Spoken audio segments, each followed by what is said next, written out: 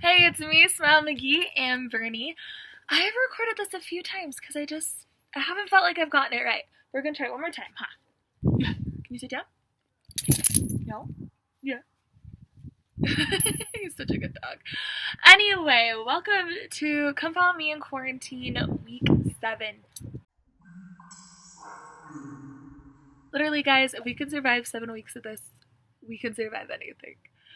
Anyway, as you know, my health has been a really, really big struggle these past couple of weeks between the tumor in my hip that Austin decided to give me a ton of pain, recovering from that lung infection, which I think it's finally starting to do a little better.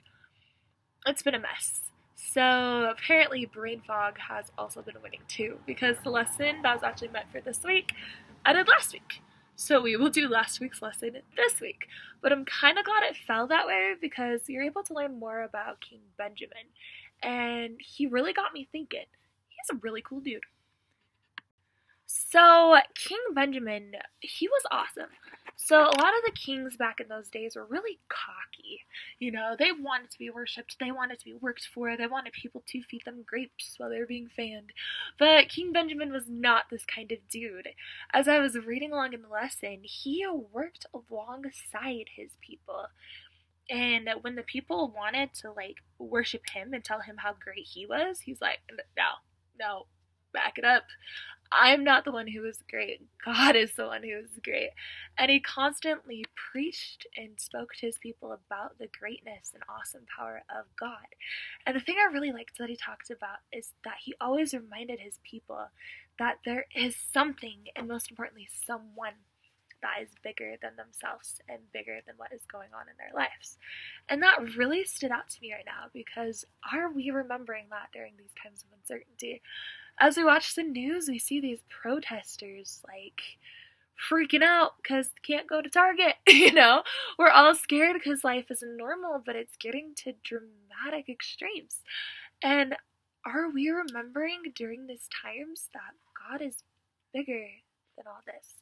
He is bigger than the coronavirus. My brain, the thing we do need to remember is that, God is bigger than our trials. A thing that really helped me is how teacher did it. I wish I had something cool. So, can you guess what this is by what I'm holding? Do you see this little blue tip? Can you guess what it is? Any guesses? Is it an airplane? Is it a dragonfly? All you can see right now is this little tip. But the thing is, that's kind of like our lives. All we can see is what's happening right now. But God knows the full picture.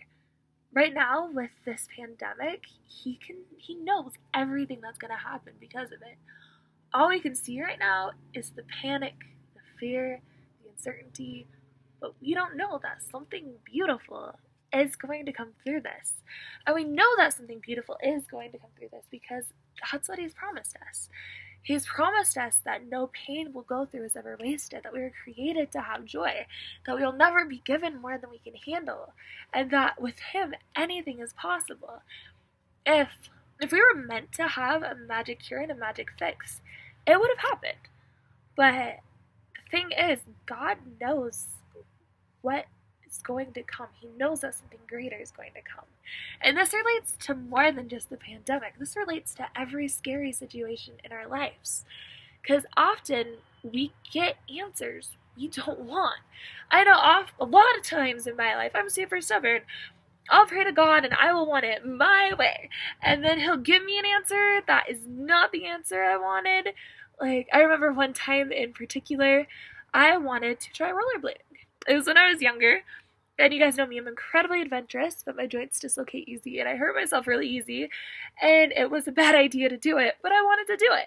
But my mom told me to pray about it, because she probably knew I was stubborn, and I wouldn't listen to her, so I prayed about it, and I got this big blaring no, nuh-uh, do not go.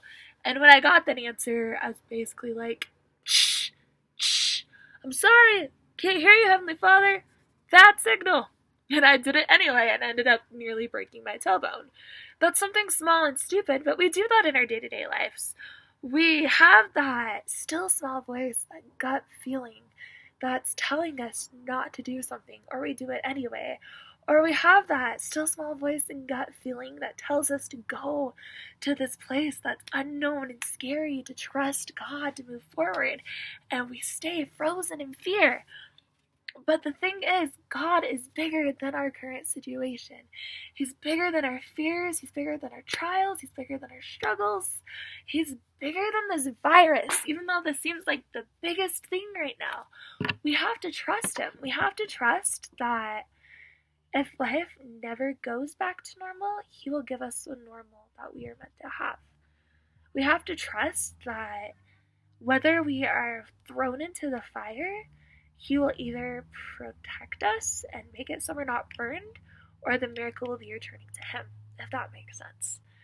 I'm referencing the story of Shadrach, Meshach, and Abednego. If you don't know that story, it's amazing. Look it up.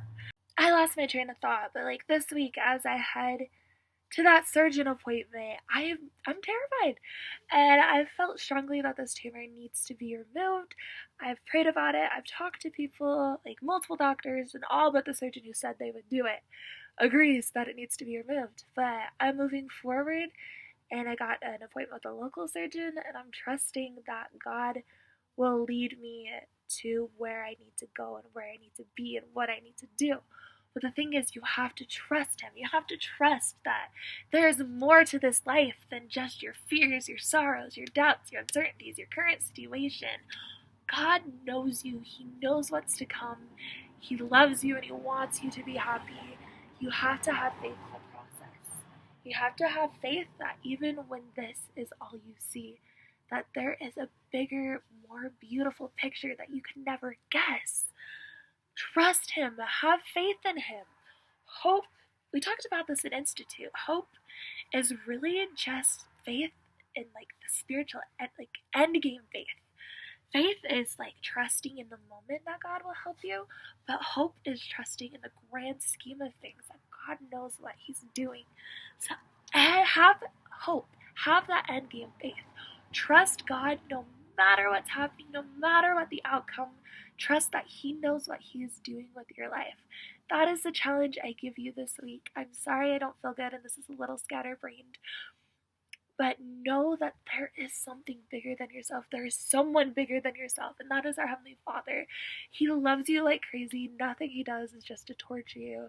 Nothing is just a punishment. We can learn from everything we go through. Trust Him.